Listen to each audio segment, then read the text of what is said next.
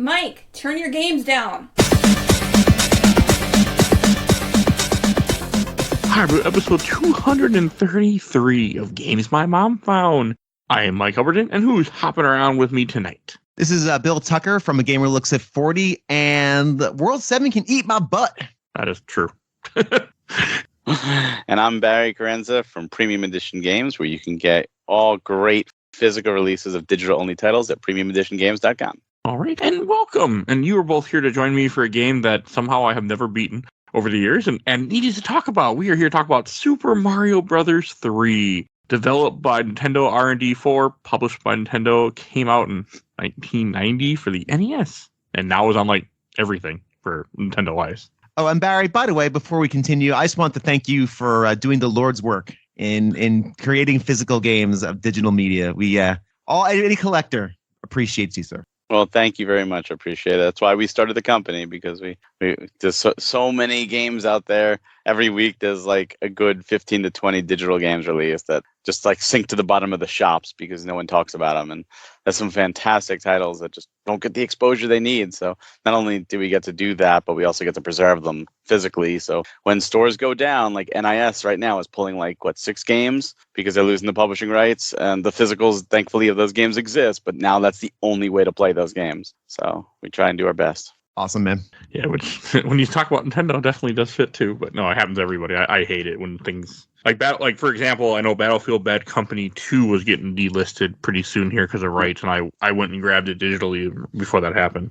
At least because there's a physical that exists, you can play that. There is a way. There's so many of these digital games that will disappear and gotten even big properties. I mean, Konami has a bunch of them that are gone. Digital rights, they did like Turtles in Time remake is gone, and all the WiiWare stuff, like Konami had the Rebirth series, like Castlevania Rebirth, gone. Unless you had a Wii with it downloaded, you can't play that game at all. Like, it's terrible. Or other ways, but yes.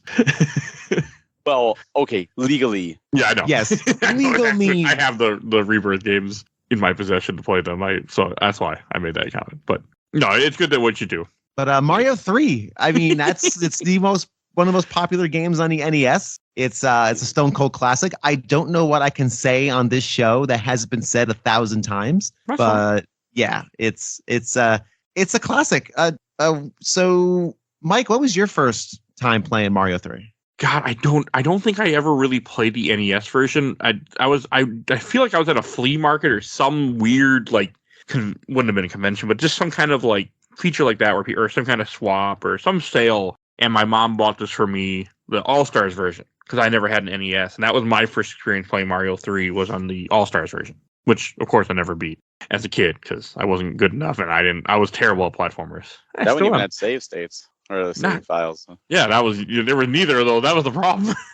No, there were save files in Mario. In All-Stars, yes. I think I got to World 6 or 7, maybe. I think I might have gotten to 7 through pure just keep playing, but I never beat it. If I ever got to World 8, maybe I got to, but I definitely never finished it.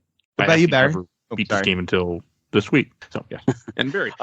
For me, I didn't have an NES as a kid until I was in 6th grade, which was 94. It's Christmas 94. So I experienced all the NES classics through friends' houses. Played so much. I would go to friends' houses and just play NES because my mom was like, no, you can't have that. You have Atari. So we had a bungalow colony up in upstate New York in the mountains. And a kid came up. It was the first time I saw it. They came up with their NES. And of course, I was like, oh, yeah, I get to play your NES. And they had Mario 3. And they wouldn't let me play it. So my first experience was watching other people play it. And I was just enamored. I was like, this looks so much better than Mario 1. And this looks amazing. And it wasn't until after that, and I came back home, and my friends locally, they had it, and I was able to play it and just experience it. And I remember using the Nintendo Power Guide and getting to the card flipping mini game and using the strategy to get all the stuff. And of course, at that age, without the internet, the warp whistles were the big thing. When someone figured out a warp whistle, and we always had to show off our prowess that we knew where the warp whistles were. And we always got the first 2 warp whistles. And, we always warped right to World 8. So my biggest experience in this game is World 1, a little bit of World 2, and then World 8.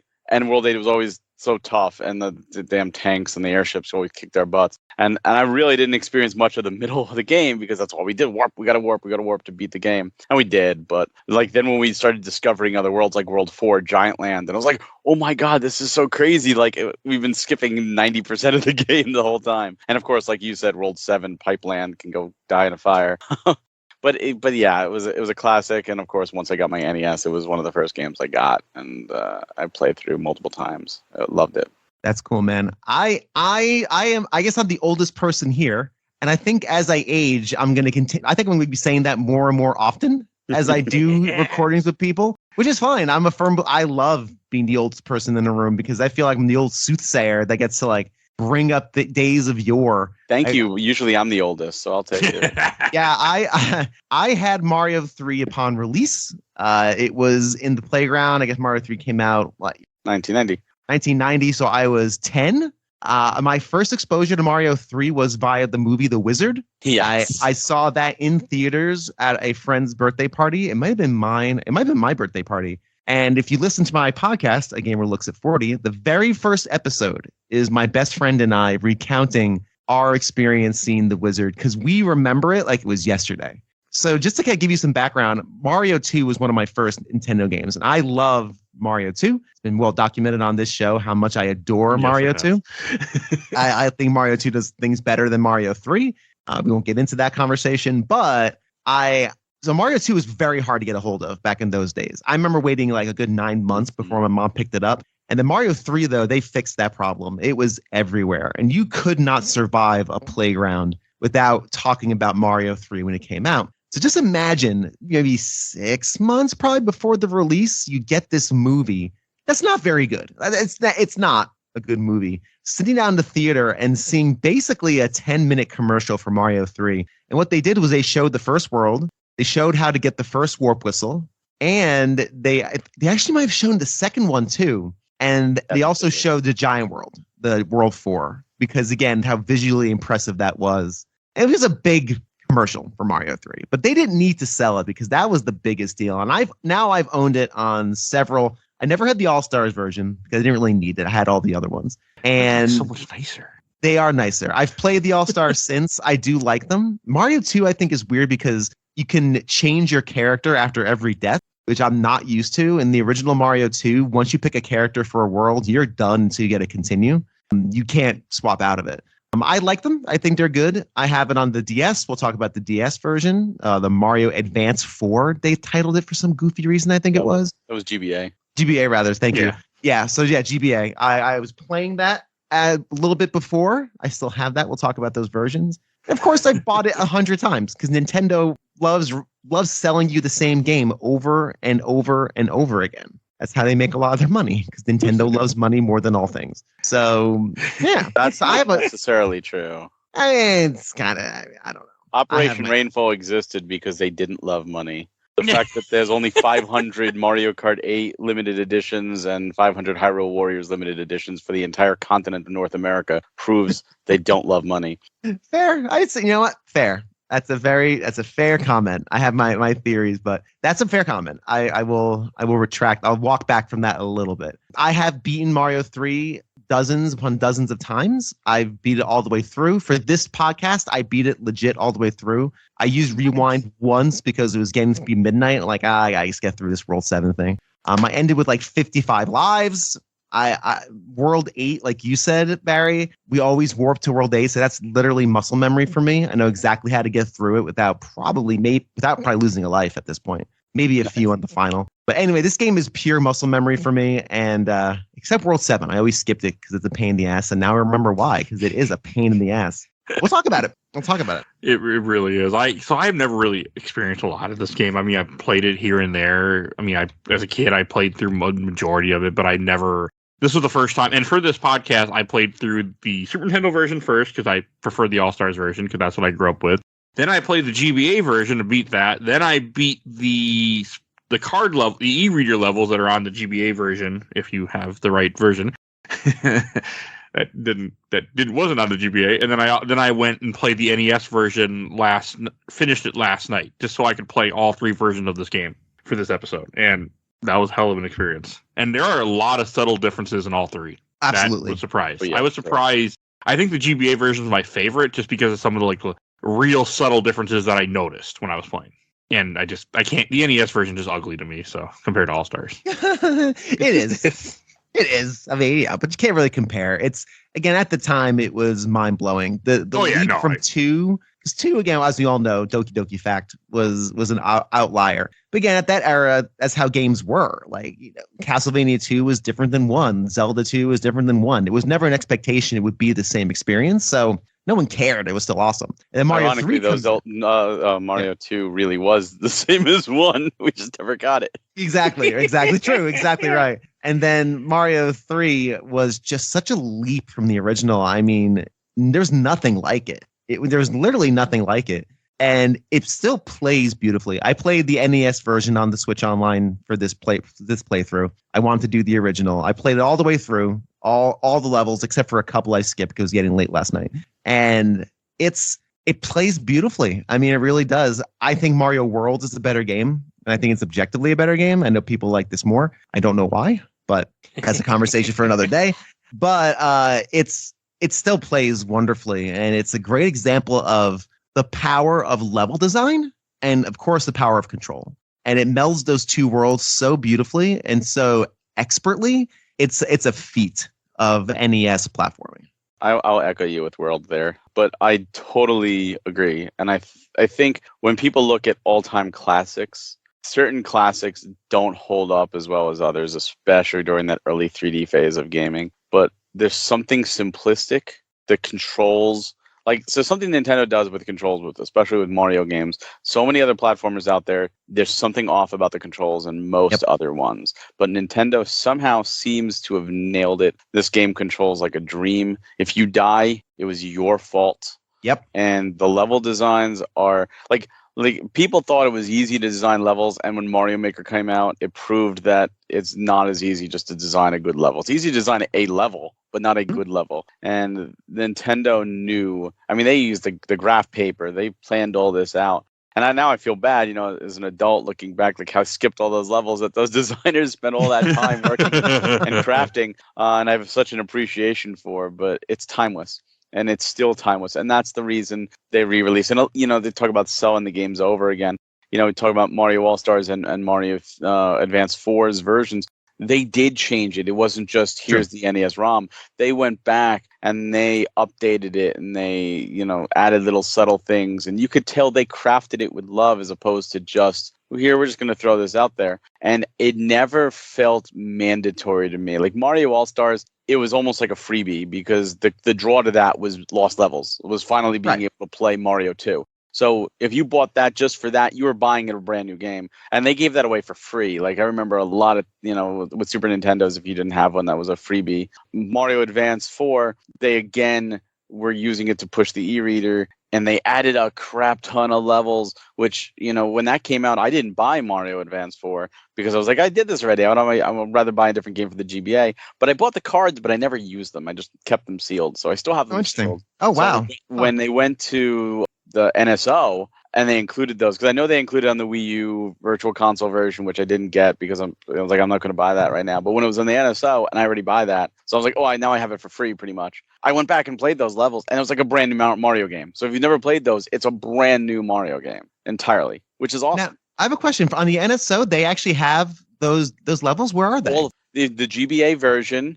You boot up Mario Advance 4, and right at the start, you could choose e-reader, and you click that, and there's a whole all the e-reader cards are there, and you can play through every level. Oh, that wow! Was first added on the Wii U Virtual Console. Yeah, that was that version too. But that's the ROM that they brought to NSO. So if you've never used those levels, you've never played those levels, never experienced them, it's a brand new Mario game in 2023, and it's all accessible, and it has the rewind feature, of course, in the save states as well. That's really cool. So we don't talk about the extra levels. I actually, in my hand as we speak, have a cart of Mario Advance 4 with those e-reader levels on it. There's only 32 because at the time you could only save 32 levels. Yep. I think of the cards, there's like 70 of them, and across like 12 different some of them are like power-up cards and stuff like that. Yeah.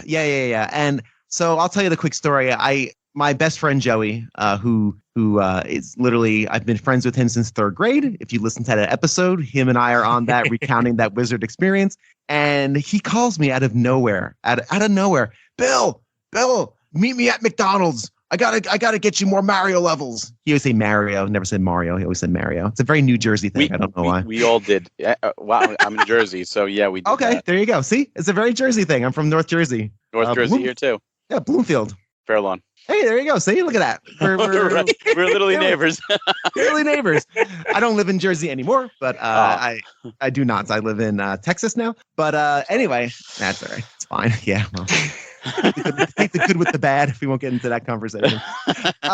So anyway, so he calls me, and you'll get this reference then, Barry. He calls me. We go to the McDonald's on the Parkway. But exit 142 is this giant McDonald's that was like one of those test ones that they had McPizza and McRib and all the stuff that they would test out. Yeah, McPizza. My brother, all he would eat is McPizza for the longest time. Whenever he went to McDonald's, all the kid ate was a McPizza. They had these big ovens, and it was a special little section of the Parkway McDonald's off exit 142.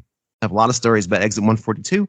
That's where my friend Joey used to drive around with the Dreamcast in his car. And we'd go to the exit 142 McDonald's, and they had TVs, and we'd plug it into the TVs in the restaurant and play Crazy Taxi on the TVs in the middle of this McDonald's. Just a crazy person. He would walk around with his Dreamcast. It was somewhat portable. It was small. So anyway, I keep going off the rails here, but he's like, I go over, and he has an e-reader. He has one. He's like, Brady, you have your copy of Mario Advance 4? I'm like, yes, I do. So he hooks up this device and he starts scanning cards. And when they on the cards, for some reason, I don't know why, because I don't know why, but half of the titles are jumbled and just random weird characters. So half them have regular like names, and the other half are just jumbled, and it unlocked levels, and they're genuine levels, but the titles are all just really bizarre and just weird. They're all just weird. Random characters. Not like that on the NSO version. No, yeah. Yeah, they're all cleaned up. So I don't know if he for whatever reason, the e-reader just didn't get the title, but it got the level. I don't know. Because I'm sure the levels were there. It just unlocked them, obviously. But anyway, so I have all 32, and they're a pain in the ass, some of those. Yes. But they actually incorporate Mario 2 mechanics. You can pick up POW blocks. There's ropes you can climb. There's even Mario the cape. Is in it. Yeah, the cape there.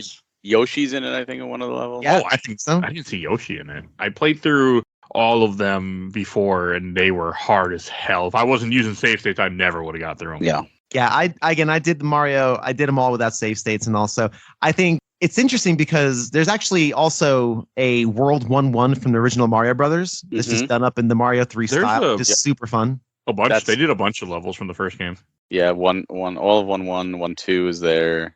I think 1-3 and 1-4, like the whole world. Yeah, the whole world, and then the first level of and then 2-1 is there too, I think. Yeah, like I love that they went and they added those extra levels, because we talk about things, just in the start of this, about things disappearing. They did something very similar with New Super Mario Brothers 2, where they had DLC levels, including remakes of World 1-1 and stuff. But that DLC's gone. The eShop's gone. So if you never downloaded it, those Mario levels are lost, which is a shame. Terrible. Absolutely terrible. And this was kind of like that, but they did do DLC with physical media. The data is actually on the card. It does. That's why I can only save so many things. If it was on the actual GBA cart, you would have them all. Oh, okay. That makes sense. The data that was the whole idea of the e-reader, is those strips actually had data and it was reading it, which is why with the NES games, it took 10 swipes, because you were literally downloading 10 codes of data just to play an NES game. But I thought that was such a novel idea, and of course the e-reader did not succeed. And I got that at launch. I was so excited. I bought that right at launch. I thought it was really cool technology, and barely used it after like the first day or two. But I got the Mario 3 cards because I'm like, well, let me just pick these up, because I figured I could find the cart later on easier than I would find the cards. So I still have the cards sealed, so I never got to experience those until NSO. And I'm really thankful that they preserved those in a way that more people can experience it, because while they are physically preserved, it's more of a pain in the ass in 2023 to hook up everything and get everything than it was in 2004. Yeah, something around that area, I think. So because 2004 was the DS as well, so I think it was right before the DS came out. Yeah, since that tracks with kind of me being able to drive and meet Joey for it. Yeah. Well, I didn't do good either. So I remember it when it came out. I had no interest in it, but I remember people talking about the e-reader. I remember seeing it at the store. I didn't have a GBA, so I didn't care. It's definitely cool. That is cool that it's on. I didn't realize that makes sense that everything's just on the card. it's not it's on the physical cards. I mean, not the yeah, cards. physical card. Yeah, The data. but That's cool. otherwise there would be no. It would be. I mean, even Amiibo, like Amiibo, the data is not on the Amiibo. It's just the chip says register. This is Mario. So the all the stuff you're unlocking is already on the card, the game already, and it's just like it's an unlock key. But no one's buying Amiibo just for the data. Yeah. No, there's the figure. Yeah, right. The data is an extra bonus. But there it's a polar opposite. The e-reader actually had that on the card. And then with power ups, it was really cool. It was being able to, the idea of just, I need a fire flower now, and you switch, swipe the card and boom, here's a fire flower. That's really cool. It was really advanced. And I think what's really interesting, we talk about level design, how good a level is when 20 years later, or whatever it was, or 15 years later, you can introduce other Mario game mechanics, like capes that we were talking about, into an older game, and they still work great. And they all make sense. And they don't. It's amazing. It's astonishing how good the level design is in Mario 3. Yeah, I never appreciated it as much as I did this playthrough because, when I did play, I played the first 2 times I beat this game. I played every single level. The third time I beat this game, I skipped 1 or 2. So I just didn't feel like dealing with them. I mean, a save state, but still, I just was like, I just wanted to experience everything this game had to offer for the first time because I never really have, and I wanted to bring that experience to this podcast. And the level design is so good and it's unique, and there's so many different things, and there's so many things that are one off, like the random Goombas and green boots for one level. That was Kariba's shoe. There's just little things that they do here that never show up again, that never show up anywhere else in this game. And it was very interesting how they did that. I always thought the stupid big fish was only in one level. He's in multiple levels. That was Big Bertha. Big Bertha got adapted into the 1993 Mario movie as a giant big woman with big tits. Oh, I know you're talking. I did not realize that was supposed to. Okay. Yeah, that's where the Big Bertha name came from. Is the fish. Yep. Oh, I did not know that. Yes. I learned something new. And I think one of the big successes of the levels is, and this is something, you look at old platformers from the NES era and even any era, and you think, I always thought Mario does this so well. Just reverse engineer what they do. The template's there. It's all there. Why are you all failing at this epically when it's all there? Yeah. Look at Mario Maker. That's your answer. There you go. No, you're right. You're right. And it's all level design. It's not so much it controls the level design around it. The beauty of the level design is, and I think you alluded to it, Barry, is that everything is earned. Every victory is earned. Every failure is earned because the game gives you just enough information to make the right move at the right time. There's no gotchas. There's no invisible pits. You have to be quick. You have to be agile, and you have to be able to traverse it. And so you have to have skill. The skill is required to get through the levels. There's no fakies. And there's some stuff that feels like it.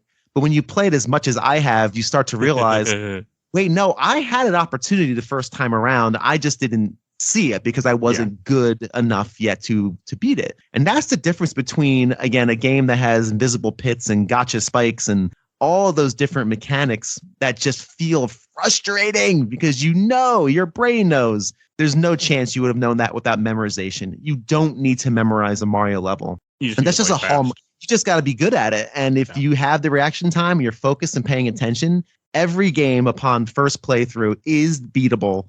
It's just that it's unlikely you will because you're still learning the skills required. It's just triumphs. It's still so good. I've said this before on the show. I'm not a big fan of NES because I didn't have it growing up, so I don't have the nostalgia for it. But playing this game, everything still feels so good and so tight, and the controls. And I was a little blown away. I mean, yeah, I know Mario 3 is a great game, and I've played it before. But how much fun I had with it! I never play a game 3 different times like that for this podcast. Never. And I just wanted to experience everything I could for this game because I probably won't play it again anytime soon. So and I mean that's just a testament to how much fun I was having with an NES game from all these years ago, still held up perfectly in 2023. 33 years. But another thing you mentioned about the tools, they upped the ante when you look at what Mario 1 had with the staple Super Mario, Super Mushroom, the Fire Flower, and the Starman, and Mario 2 obviously had very, very different mechanics. So in Mario 3, they focused obviously on the leaf and the raccoon Mario, but then you had so many others that were like a joy to find. The Hammer Brothers suit, the Frog suit, the Tanuki suit, even Karibo's shoe in one level. I loved that they upped the ante and they let you take power-ups to new levels and store them. Even the P-Wing, when you're having problems with a level, like you can skip this level as long as you beat the next one. Don't die. Right. And also, the variety of items too. The cloud that allows you to skip. That's the one the big one where you better. Oh yeah, cloud is the yeah. right. Cloud is the one to fly. Yeah, cloud is the one that if you don't beat the next one, you go right back to and then you're like, oh no, now I'm doomed. I'll talk about how I get through World 8, but one of them is skipping the fortress. The fortress in World 8 is a nightmare. I skipped it. I didn't want to do it. I've done it before. I got my gamer cred. I don't need to. I've beaten every level in this game at some point.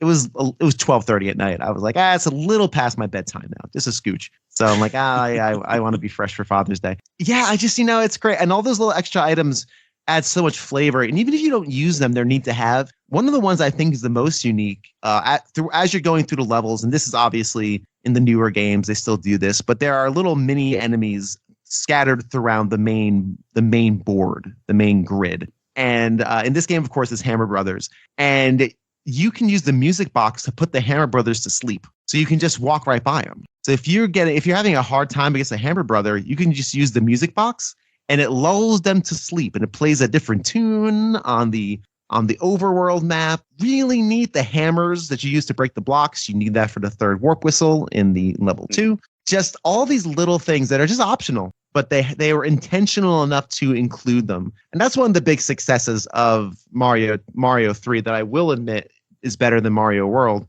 is that you have all of those wonderful little hidden items that are just really good. Really, they feel good to find them in the world. I think what Mario 3 did first was, they did the overworld, right? Yes. They never had that before, and they could have just made it a linear path. And some Mario games, more recent ones have just done a linear path. Here it is.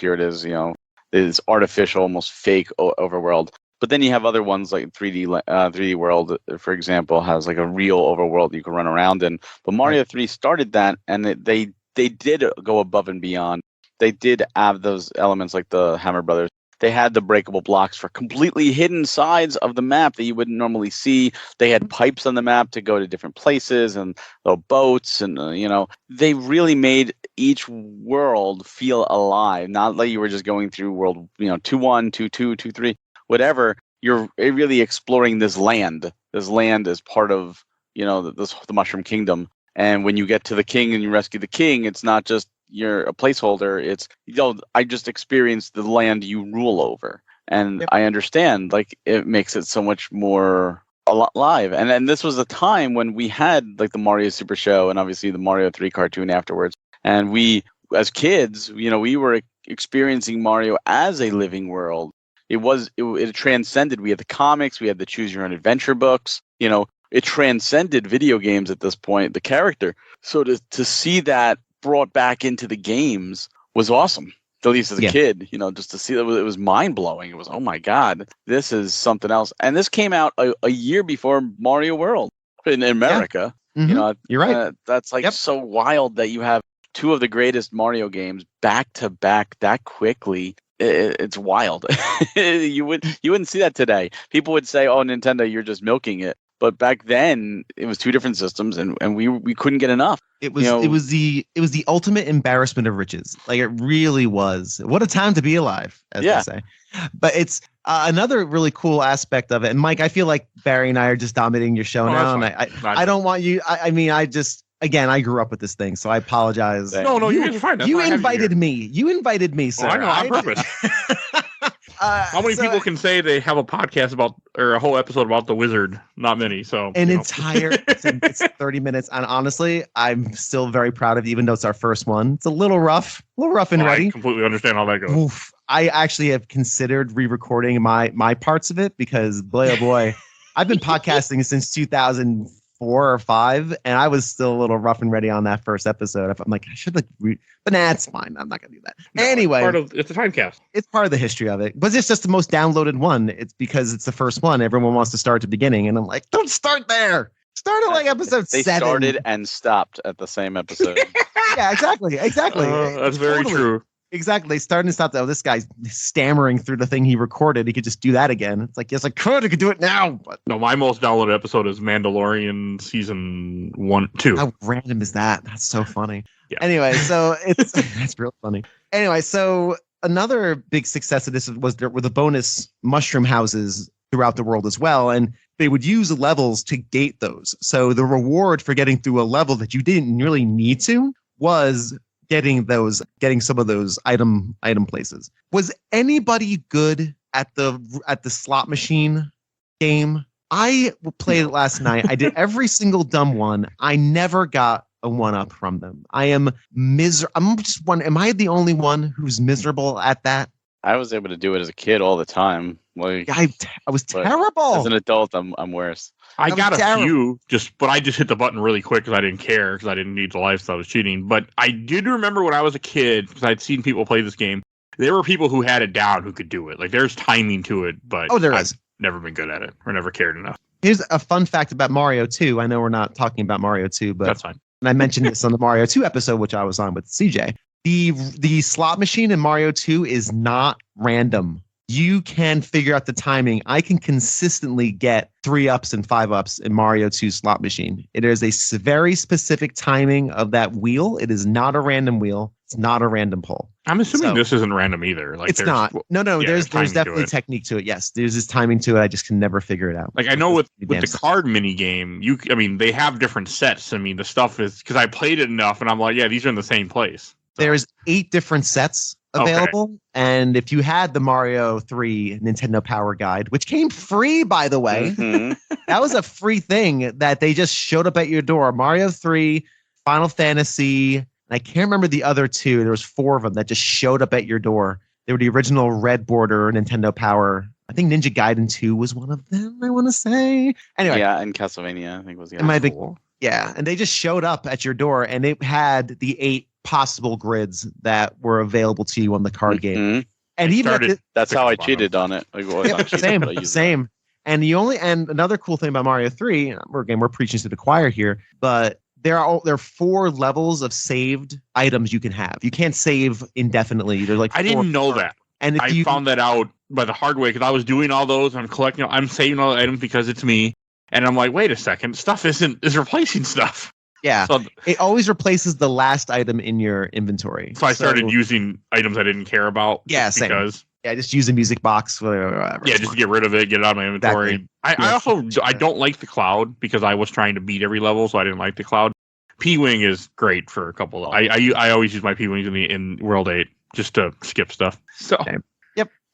Yep. So it's, again, all these cool things, again, that were very revolutionary for the time. And yeah, the items are great. The enemies are great. They're varied. I always loved the little flying Goomba guys who throw down the little baby Goombas. Mhm. That I guess they were like little pregnant Goombas that would just float around and then have their Goomba babies that would slow you down and limit your jump, which is brutal in a game that requires you to jump, which is your primary verb. Is how do jump. you get those things off? You just keep jumping. You just keep Oh. jumping. You have to literally shake them off. Just keep Okay, I jumping. just died You just or just die. I guess. or reloaded. But okay, We say, yeah.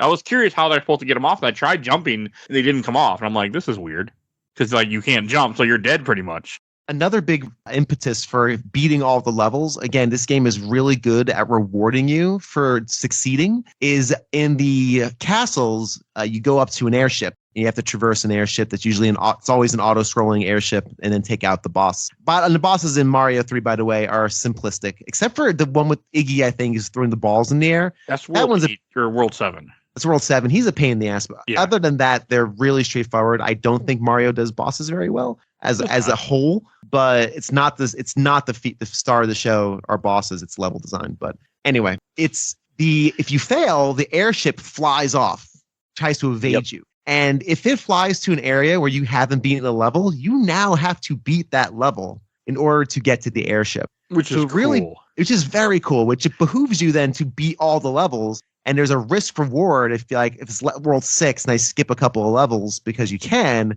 I better get that airship taken out before it goes to an area that I can't get yet. Very did cool that because I remember seeing that as a kid when I played this game, and I would fail because obviously that thing is freaking hard. So but I completely forgot about that.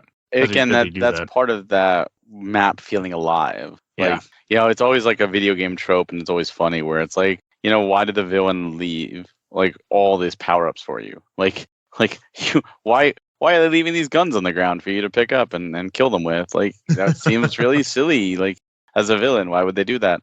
And it's interesting how this made it feel more alive, and even the introduction of the Koopa Kids, which now the Koopalings, now they're no longer his kids because it's Bowser's the whole changing of everything. But growing up, they were his kids.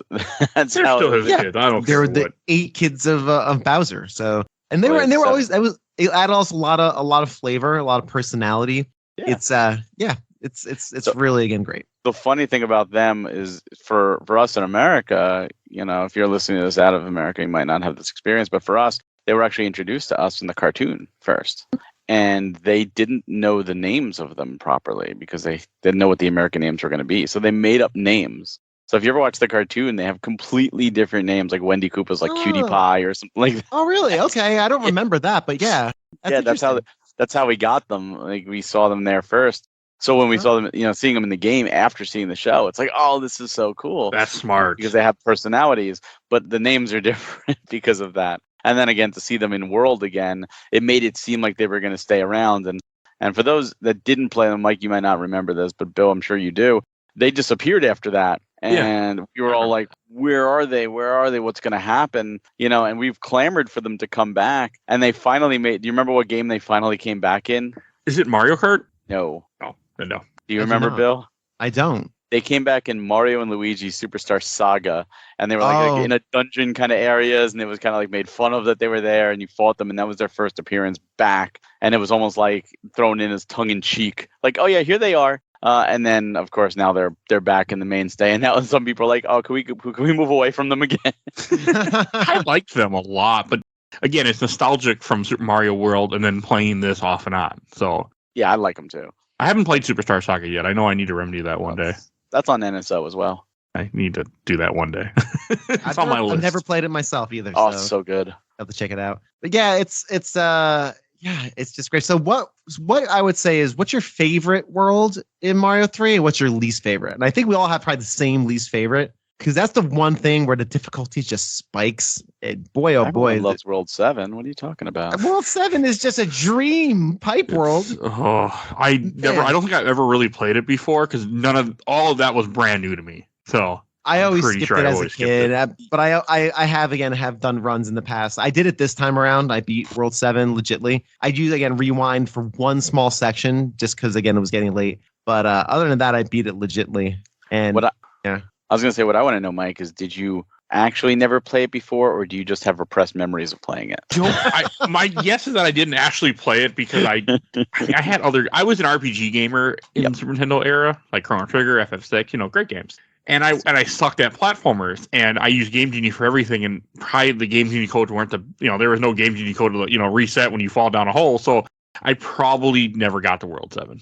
I probably just warp whistled to 8 here and there, is my guess. Yeah, the spike from 6 to 7 is really pretty sharp, and even though 6 is pretty sharp, from 5 to 6 is sharp too, because sliding in Mario games is never fun. I know I did the tower that takes you up to the clouds. I had very vivid memories of doing that, but I don't know if I even played much of World. Is that World 6? That's World 5. Five. Okay, I did 5.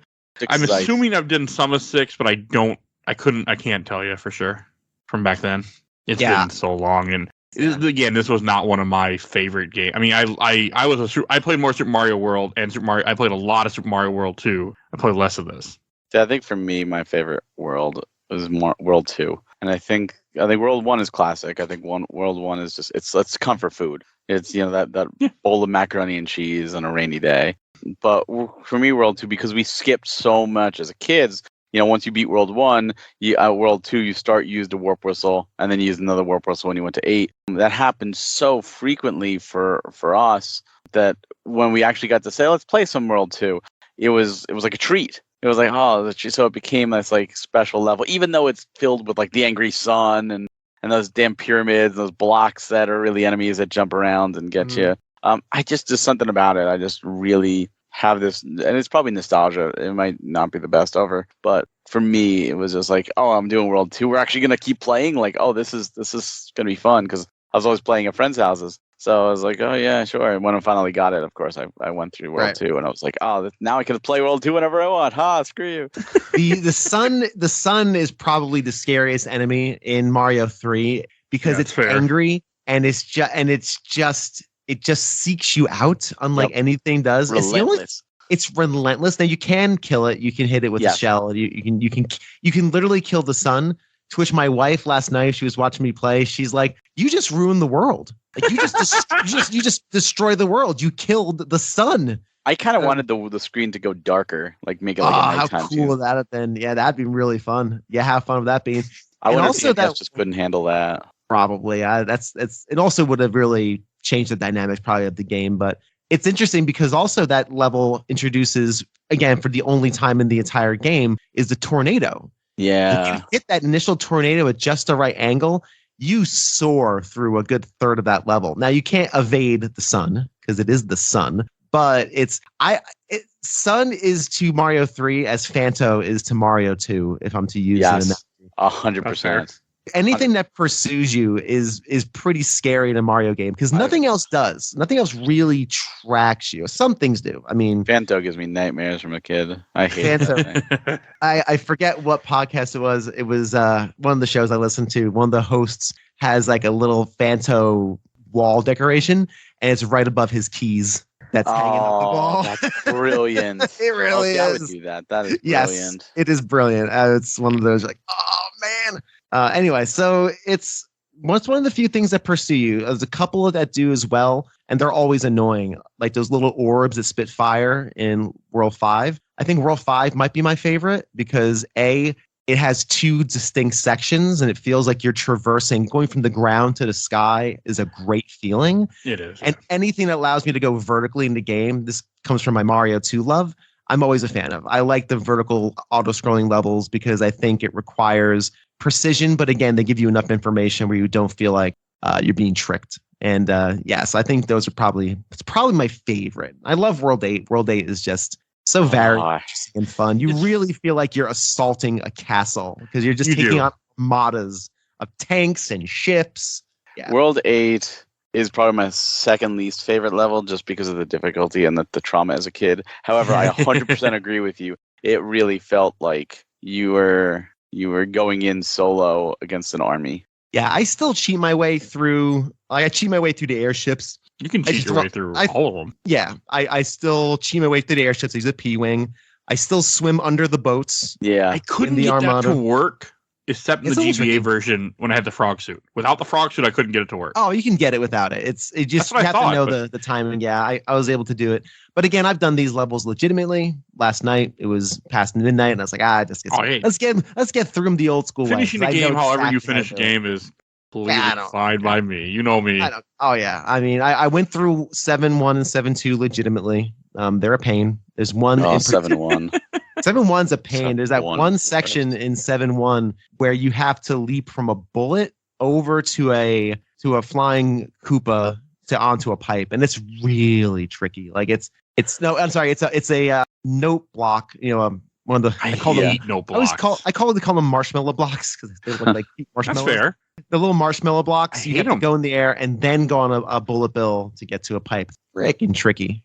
Yeah, bullet bill. I mean, I played enough Mario at this point that with save states I was able to pull it off. But it's like, I mean, I've seen what people do where they just jump from thing to thing to thing to thing and just there's one level I've never played before in this game, which I finally did for the first time, which is the one with the only level with the little red shell guys that are flying that you jump on for the whole level. They are a pain too. That's tough. Yeah. Never did it when I was a kid. I always skipped it. Now I know why. Because I'm like, I would not have gotten to that without save states. So those type of levels come back too in many other games later on.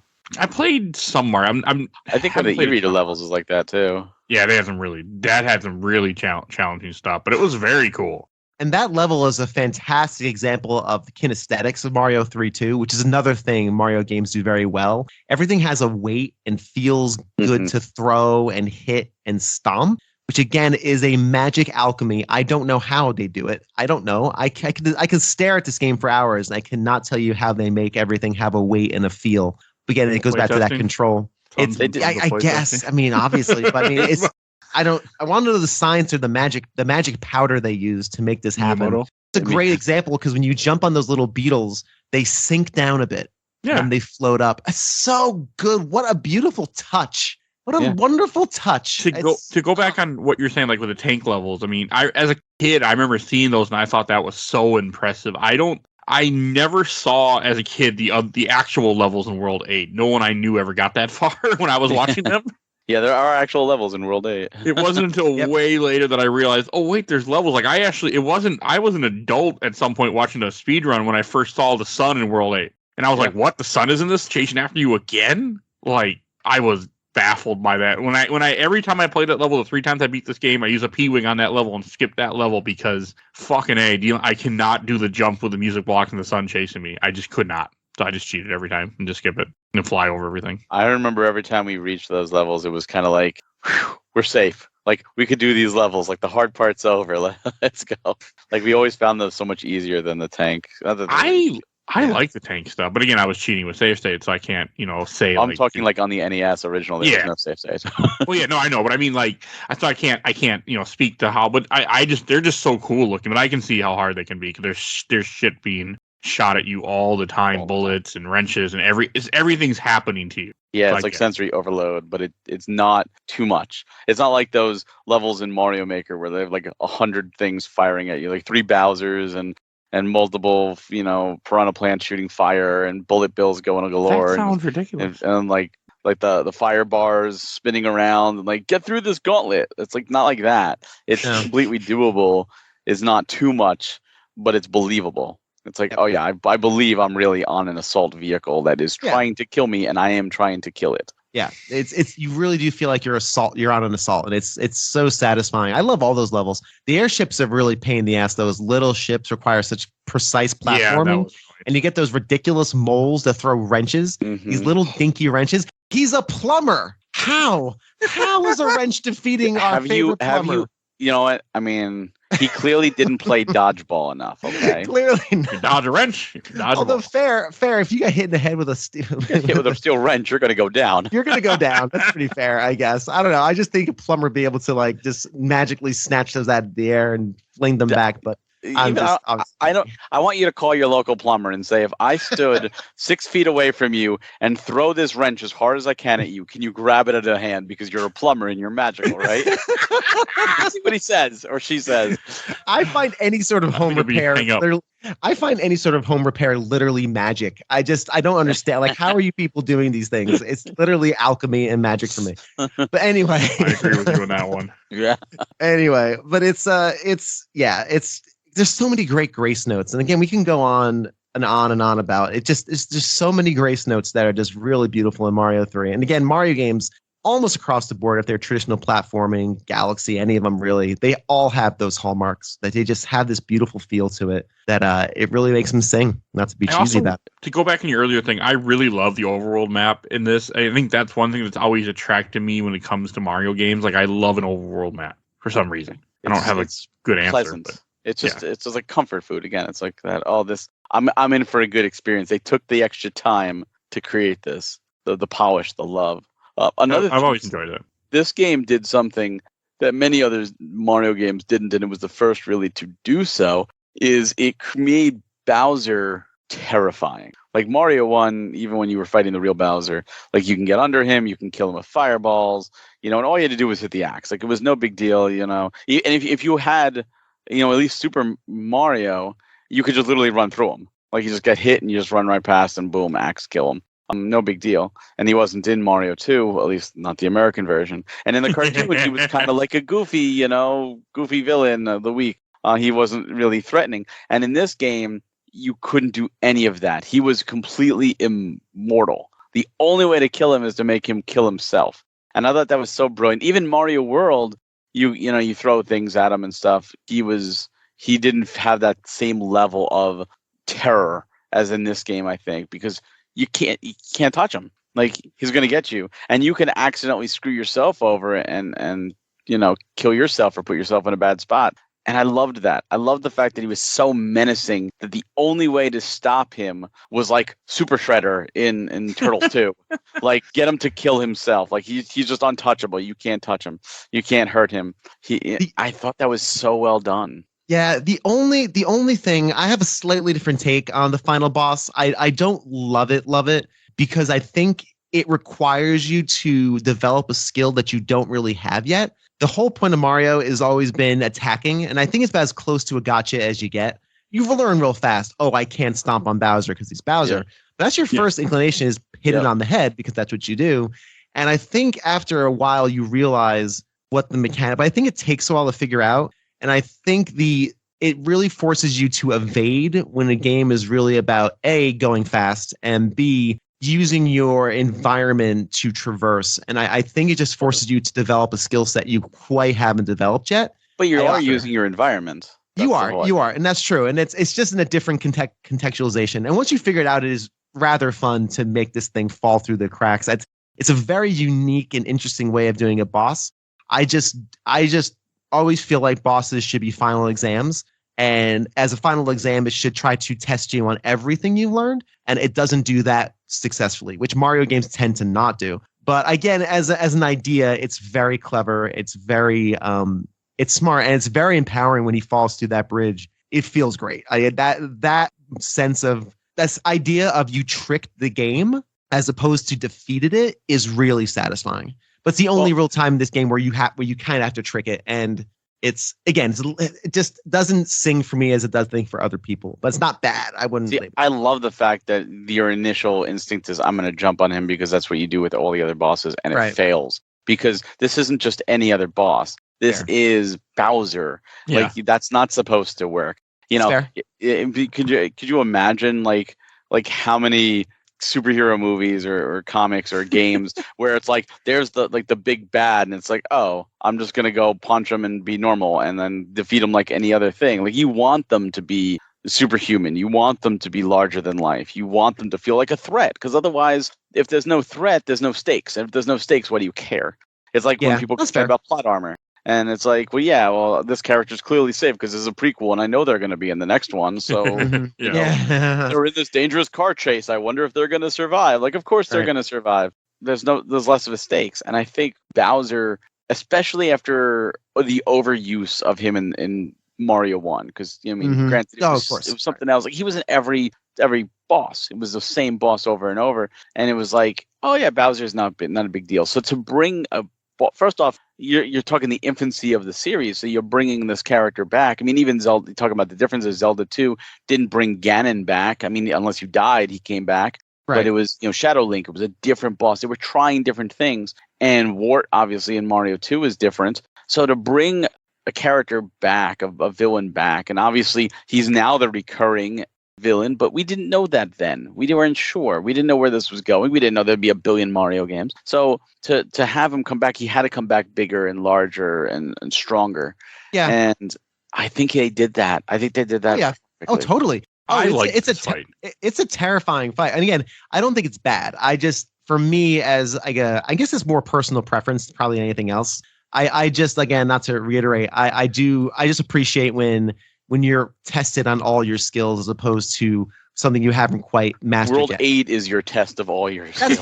Yes, that's true. That's it. No, you're 180% correct on that. A fair point, Bill. Like, it's just so unique, and it doesn't fit the way that you feel like a Mario game should be, for a final boss. So I get that. I like the fight because I also never saw the fight until either it was Super Replay and I watched the last episode when they beat it, or it was a random YouTube video where I first saw the Bowser fight in Mario Bros. 3. I never saw it as a kid because no one ever got there. No, I totally get that. And not to come, harp on the final fight, but it is successful. I think, again, other games, for example, I really love in the most recent, they titled these things stupidly, Mario Deluxe Wii U Switch. New Super Mario U Deluxe? Yes, the one on the Switch, that one. I love the I just can't. So the Bowser in that level is wonderful because you had that little cheesy hit it's the basic one from the original Mario Brothers, and then of course he gets gigantic, and again, but that one's like great because it tests every little thing you've learned. But again, this is a very unique and it's completely disempowering because it's really that oh shit moment where you try to hit him on the head, you can't, and now your next thought is what do I do? Yeah, what do I do? What do I do? I don't have a fire flower, so I have what do I do? nothing, and you don't have a fire flower. You can get there with the fire flower if you want, but it doesn't do anything. It's completely ineffective.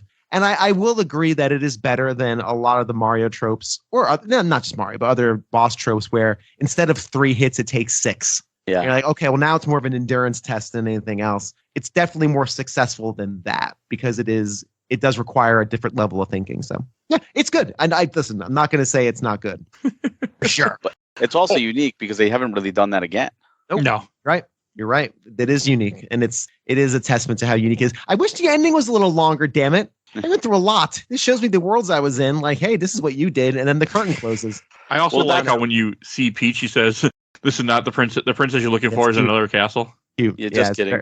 I did like that.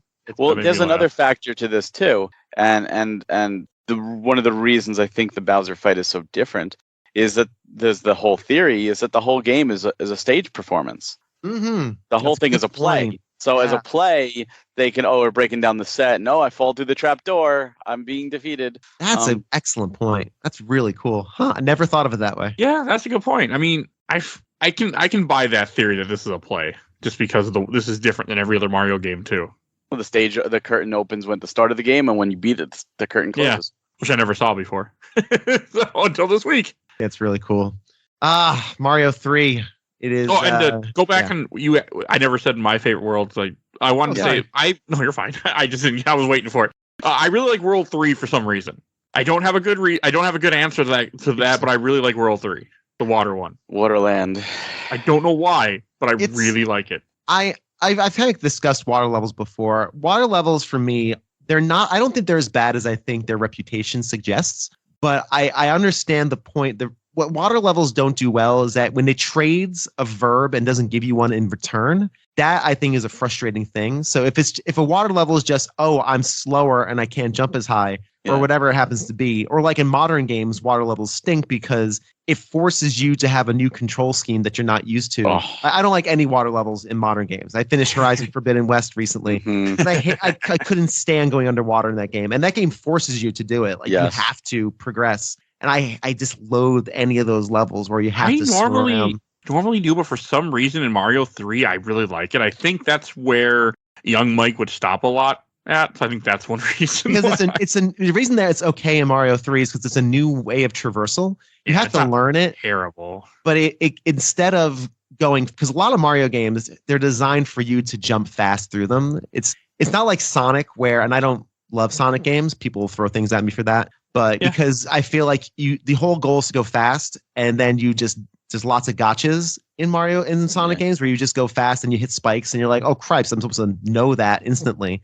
And then it forces you to go slow, and going slow stinks in Sonic. It's not fun. It does not control well. It doesn't control well when you're going slow. So I just never liked Sonic games. And in Mario, what's cool about the water levels is you have a lot more vertical and horizontal fine-tune control. You can be a little more precise with the skill, and it offers a new kind of challenge, but it gives you the tools to deal with it in an intuitive way. So I don't mind the water levels. And then, of course, if you get the frog suit, that's just it's wonderful and such a nice reward. The frog suit, and then you get hit, level. And you're like, "Oh my god, no!" Oh, I had a couple of where I'm like, "Ooh, at the frog suit, I'm gonna go fast." Boom, gone. I'm like, "You stink." And then I remembered, oh, okay, you have to stay still. The whole point is you can just stay still without hitting the button. But it's water levels in Mario 3 are fine, and I don't have a huge problem with them.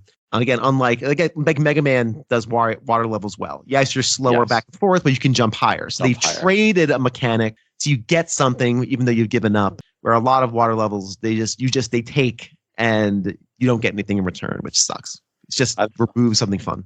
The frog suit's only good in the water levels. Oh yeah, it sucks outside. Oh, and before I watched speedruns, I never even knew the hammer suit was even in this game. Oh, yeah, that's 'Cause awesome. I never to have saw it that as a suit. kid. No one had played. I ever saw anybody ever get. I knew the Tanuki suit, but the hammer suit was completely just did not know it existed. Yeah, Oh. it's a really it's the hammer suit's pretty fun. Those are always really cool because you play the game so carefully. And again, you get these really neat bonuses like Tanuki suit. You can turn into the statue temporarily, and you're invincible. The Hammer Brothers, if you duck down, you can block fireballs, which is super helpful in like Plant World where you have all these plants spitting at you.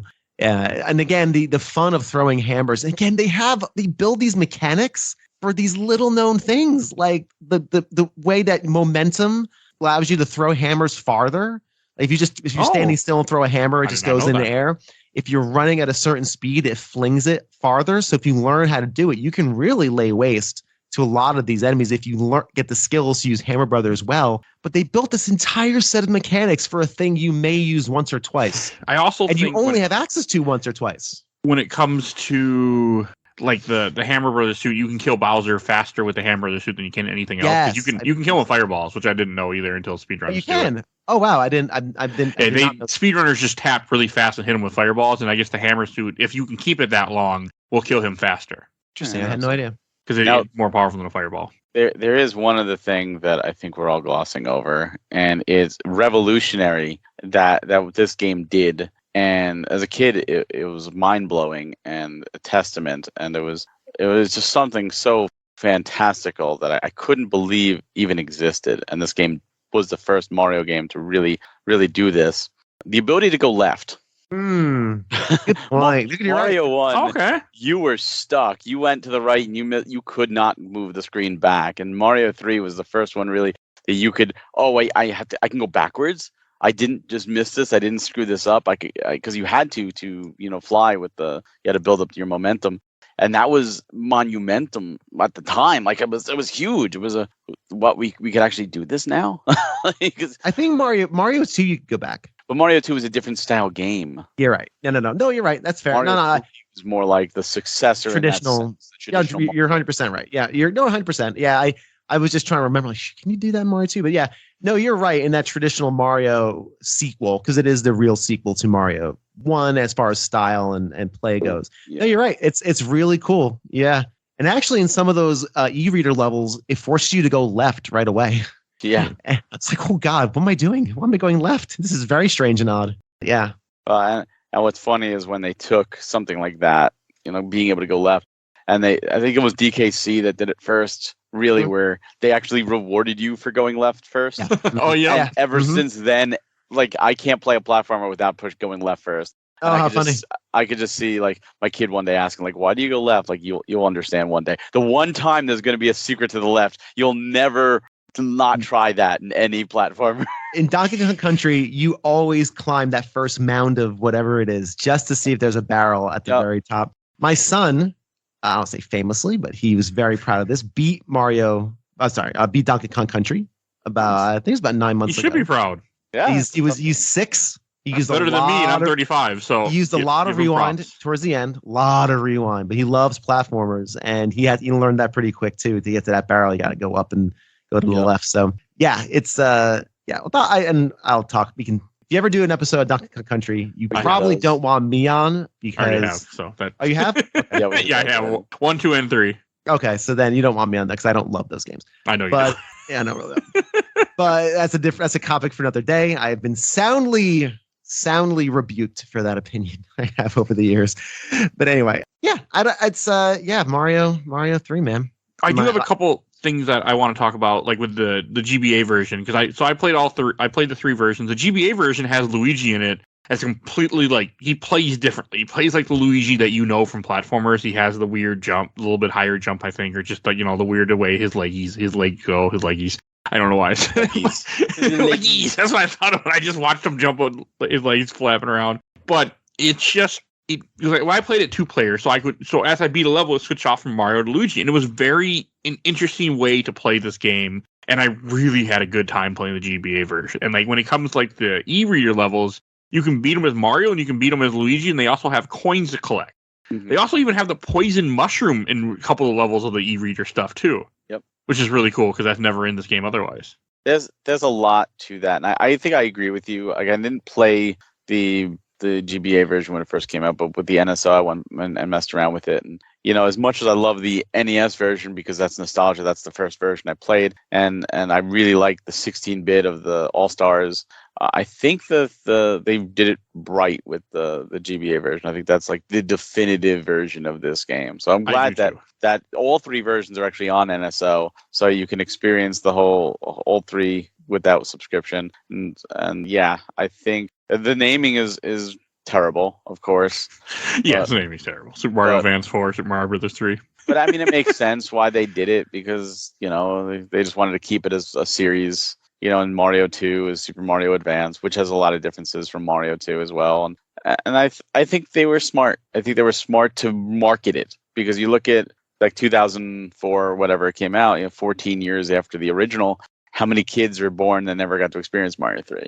And I think that was great. And they haven't brought it back since, like outside of those versions. They haven't redone Mario 3.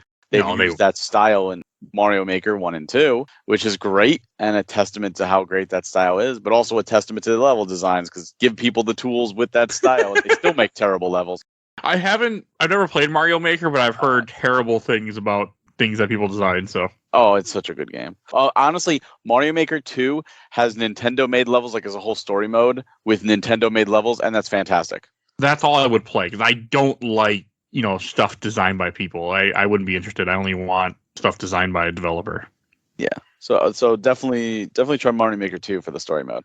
Okay, so you have my interest. I'll have to try it at some point. But no, I was just really blown away about how good the GBA version was. I didn't think much about it, but I was like, this is just extremely good and it's well worth playing.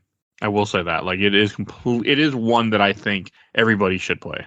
Absolutely. Yeah. I mean, if you like Mario games, this is I've said it a number of times on this show, but if games were a college, this is a required course. Like, this is required for your major. No matter what your major is, this is a required course. So I think we covered any last things you guys want to say about this game before we go on to questions, comments, or memories? Nope. No, I think I'm good. Yeah. Okay. Because we covered a lot so far. And again, that's why I have both of you on here too, because there's only so much to say about a Mario game. So I needed people that knew a lot about this game and had love for it, where I'm like, well, it's fun. I played it. Yeah. All right. First so I post this in a lot of groups. I can't read everything I got, but I will read at least a little from every group because I forgot to post this till yesterday.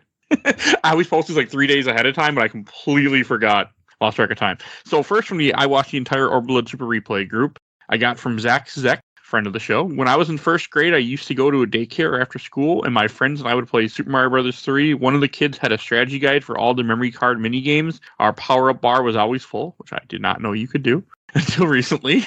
From Nate McClellan, friend of the show. This is my favorite 2D Mario game. I know people think Mario World is the best, and that's okay, but Nintendo also thinks Mario 3 is the best. They added the Tanuki suit to other Mario games. Where's the cape from Mario World? That's right, stuck in that one game. Checkmate, atheist. It's in this game, actually. So yeah, I know. He's got a point. You can't argue the variety of items. That is a joy in 3 that's just not there in 4, and then in Mario World. So yeah, can't argue that point. And from Steve Lusiter, I recently ranked this at number 6 in our GOAT Games poll. It was aided by the 80s movie The Wizard, that I will argue is the greatest hype video / commercial in gaming history. Yep. And Super Mario Brothers 3 did not disappoint when it hit big, beautiful color levels spanning enormity of environment.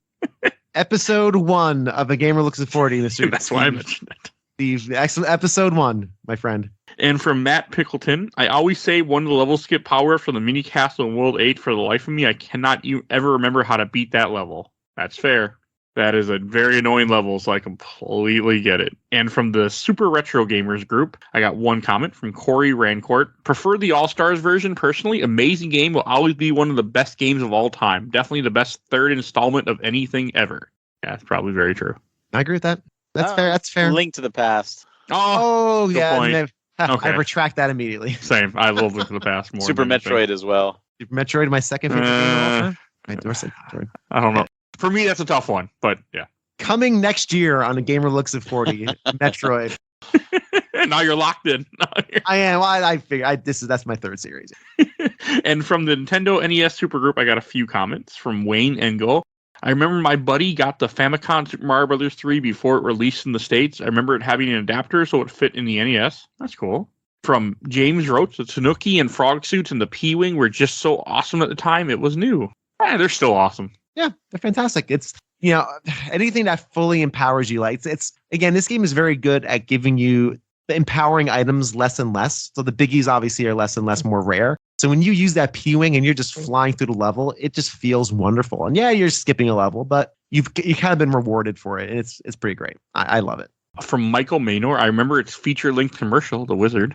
I haven't seen that movie in years, so I'll have to change that one day. California. Honestly, oh god, California. It's really like a dark story too for a Nintendo commercial. It's brutal. It's brutal. There's like terrible parents and abuse and like I'm like, wait, this is like as a kid I didn't even realize that, but as an adult when I went back and watched it, I'm like, did Nintendo really approve this? Like this girl's being abused. Like what the hell? It's not, and these kids are running away from home and like it's not, and they're being pursued by crappy parents, and I'll have to watch it.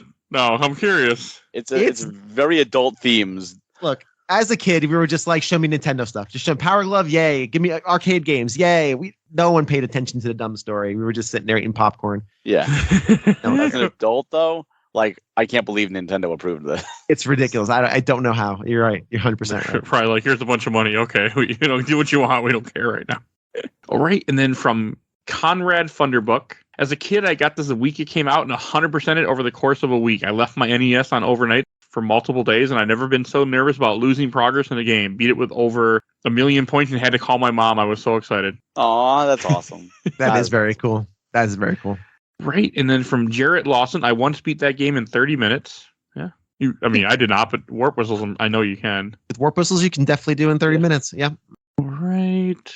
Okay, from Emmett Stegmeyer, the game that made me love video games is still one of my all-time favorites, nearly flawless. It's easy to play, but hard to master, and if you seek out the difficulty, this game will offer it. All right, and then from the last group I'm going to read from, the Super Mario Bros. 3 group, I got a few. Let's see. Oh, from Aaron Flowers, did you finally beat it? Because I posted how I was playing it for the first time, and yes, I beat it 3 times for this episode, because I could. So, all right, let's see here. Okay, another one from Aaron Edwards. Super Mario Bros. 3 is my all-time favorite, in my opinion, greatest video game of all time. I got it for Christmas 1990. I beat it in the summer of 92. World 2 Desert Land is my favorite land. I think it's underrated. Mario 3 changed the way I looked at video games and the world. It set the standard in my eyes. Whenever I see a water, a pipe, a mushroom pyramid, a tall building, I think of Mario 3. Iceland is my second favorite. Okay. It's so much fun playing with someone. Growing up, I played with my brother, cousins, and friends. I still play to this day. I beat it about 4 times in the last 3 months. Wow. I'd love to hear more of that story. I have a podcast that's perfect for you, sir. I was thinking Reach out. too as I read Reach that. out. I know, seriously. I love hearing people's stories about how games not only they liked but really impacted them personally. That's what my show does. So sir, reach out. Again, Looks 40 on Twitter. And I'm going to read 2 more from David Shackelford. I could play Mario 3 blindfolded from World 1 to World 8. Spent endless, amazing hours on it growing up. And last one from Chris Dickerson. I always loved this game. The music and the levels made it fun as well, which we have not talked about. Oh, the music is, we haven't even discussed the music. Yeah, we haven't even touched the music. Yeah. The music can't get into it. Yeah, it's sensational, though. It was really good. I actually played this game mostly with sound. Amazing. So, hey. That is amazing. I just had sound on a lot for it, and I really enjoyed it with sound. That was one of my highlights, I think, from the Super Mario movie. When Mario gets a Tanuki suit in the movie, Mario 3 music starts playing, and I was like, oh my god, I love that so much. That's cool. I still need to see that movie. Just snorting nostalgia. It's subtle. It's just subtle, but it works so well. Yeah. I'm really glad that movie came out and is being successful, because that means we'll get more stuff from Nintendo for movies. So it makes me happy. I want my Zelda movie. I don't know if it'll be good, but I want my Zelda movie either way. After this, I'll pitch you my idea for a Zelda property. I don't think it should be a movie. I think it should be a series. And I think it should be like a Black Mirror style, where every single episode is animated and directed by a different group. So you could have like an anime episode. You could have like line drawing, like Star Wars Visions or animation or something. Yeah, or like a what if for Marvel. I think that would suit Zelda so well, because the lore is so kind of twisted and turned, and I think there's so much variety in those games. I think a series is what Zelda ought to be. I don't think a movie is going to serve it well, but my opinion. I just no one paying for me for these lots of ideas. merchandise. So. That's why. Oh yeah, and I want Funko Pops. Damn it! I want Zelda Funko Pops. I love Zelda iconography. I don't have room for them. Don't want them because I'll have to buy them. Yeah, I already got tons of Funko Pops. I gotta buy more bookshelves just so I can put them up elsewhere because I have too many of these little bastards. But they make Zelda Funko Pops. I'm fucked. I'll buy every single one. Each iteration. Zelda's my thing. I'm screwed when that happens. Even though I don't like Breath of the Wild or Tears of the Kingdom, but we'll see. You haven't played them. I played Breath of the Wild a little bit, but not enough. Not enough. You didn't play Tears of the Kingdom, so you can't even say you don't like it. No, I just don't. I didn't like the style of Breath of the Wild, and I know it's the same thing. So. Oh yeah, but so totally different. A lot of people who didn't like Breath of the Wild actually love Tears of the Kingdom. Okay, I'm gonna play. I think Breath of the Wild this year or next year. 500 episode, right? You talked about. Yeah, that's why I think I'm gonna make it happen. Oh, I forgot I said that already. Yeah, I'm gonna do that. So the last episode. I'm locked into it. I'm gonna do it. I'm gonna make myself do it, and I just don't know how I'm gonna do it yet. But I'm gonna make myself. I'm so done with Zelda right now. I can't. We were talking about this in the virtual green room. I just finished a 6-month Zelda series next year. Once it's purged from my system, because I'm so Zelda full. You got to take a. You can't. That's why I will never play a series. Like if you notice in this podcast, you don't see the same game of a series that close together. Because I once did it was Uncharted. I played Uncharted 1, 2, and 3, one after another, and I was so done by 3. That I will never do that again. So see, I did 1, 2, 3, 4, and Lost Legacies back to back for Uncharted. I like doing marathons like that. Though. I can't. It was also my first time playing 3, and I'd played 1 and 2 multiple times before, and I was just burned out by that. I didn't even enjoy 3, and I need to go back to it someday. But I can't. Barry, if you like Zelda, I have a podcast I'd like to recommend to you called The Gamer Looks a Fortune. I did literally 19 episodes on Zelda. I will go through every single game. Some of them 3. I did 3 episodes of Majora because Majora is just a piece of. Yeah, did you do 4 Swords? I on the smaller ones I've never played. I did like combo episodes, so we didn't do like Minish Cap. I did like an ending episode where I kind of put the bits and pieces together of people's comments on the smaller games. But all the mainline titles. Those are mainline titles. I know. Listen, I'd still be doing it. I can't. I'd still be doing the damn thing. So I'm so glad that. So if you like Zelda, I have a series for you. Just like hours and hours of content. All right, we should go to Shelf Stacker Box. I know we're running out of time. And Bill, why don't you go first? Look, it's Shelf. I mean, this is a revered game for a reason. And for those of your commenters who said it's their favorite of all time, you can make strong arguments. Those are, obviously you can't argue someone's favorite, because that's their personal opinion and they have reasons, but you can make strong arguments. This is a tentpole game in video games. This is influential. It still holds up, and it's glorious. So if you've never played it, I mean, I highly recommend playing it at least on NSO. Do it with the save states. What do you care? We're modern gamers. We can do that now. So don't try to beat things legit unless you want to, and it's foundational. So But don't feel like you have to. I went through a phase where I thought I had to beat things legit, and that a long time ago. And Barry, what about you? Oh, easy Shelf. I mean, come on. It is like you said, it's a tentpole game. It is one of the best games on the NES, and it holds up so extremely well. It is aged like a fine wine. It plays brilliantly. It sounds brilliantly. Its level design is perfect. I mean, I still prefer World over it. I will always have a soft spot for Mario 3 and recognize just how great it is, and can still to this day just pop it in whenever just to play. And it's like riding a bike. It's like I know where everything is. It's just comfort food. Okay. And I'll go last. I'm also going to put this in the shelf. I had a great time playing this game. I came into it with not really great expectations because it just wasn't, it's never been my favorite, but I enjoyed myself so much in this playthrough, and it was just so much fun to go through this game, and I beat it 3 times. I never do that. I wanted to experience every version of this game that I could. So it's going on the shelf, and I'm so glad I finally can say I beat Mario 3. Well, hey, I use save states, but I beat Mario 3. It's good enough for me. Saw the credits. You're good. Yeah. So it works for me. And I took pictures of all the credits too, in all 3 versions that I beat. So that's one of my ways to remember what I do. All right. And then I wanted to do what we're talking about next week. Next week, you can hear me talk about Call of Duty Modern Warfare 3. Another game with 3, because we're going to wrap up that series of those 3 games, that trilogy. Well, unless you count the remake of 1 and 2, or the versions of 1 and 2. Those are different games. Because naming is hard in these games. Naming is hard when you're trying to get the full amount of money out of it that you can, yeah. So yeah, I'm playing that for the first time in like years. So you can hear about that next week. And Barry, where people find you at?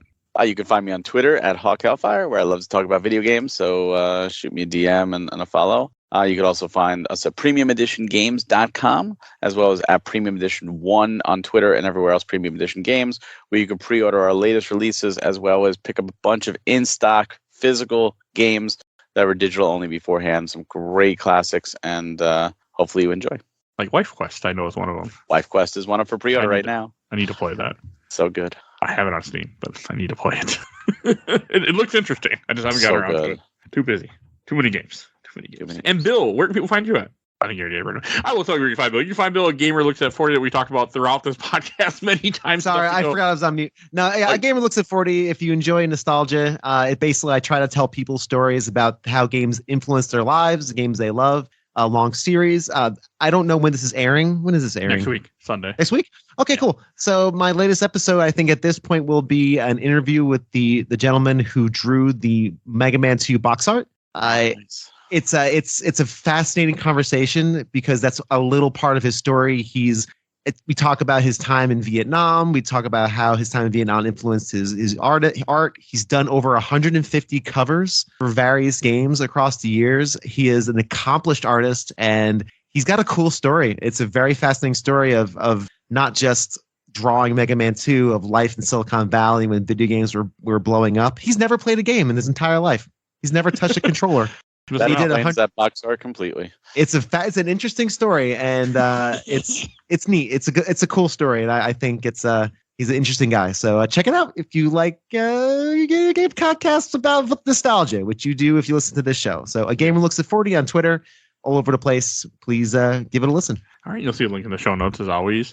And if you enjoyed this episode, you can find everything we do on Podbean. You can go on Podbean and just type in Mario. We've done a bunch of different Mario episodes. You also will see a link to the other Mario episodes we did in the show notes of this episode. But we've done a ton, so definitely go check those out. Not as many as other stuff, but we've done a decent amount. So go listen to that. We also do movies, comics, all sorts of stuff. You can find everything we've done on Podbean. Also, if you want to support the show, we do a Patreon for those dying vote in our Patreon polls. We have currently the Robin Williams poll, movies that Mike has never seen. So definitely go check that out. For less than $1, you can help affect the show and change the show, sort of. And if you want to talk with us, we do have a Discord, so please go join our Discord. And I want to give a shout out to my awesome intro and outro, courtesy of Helena at Hell Has Free. You can follow her on TikTok. She's now TikTok famous, so definitely go check her out. And if you want to, and also please follow us on Facebook, Instagram, Twitter, and on YouTube. You can find us on YouTube.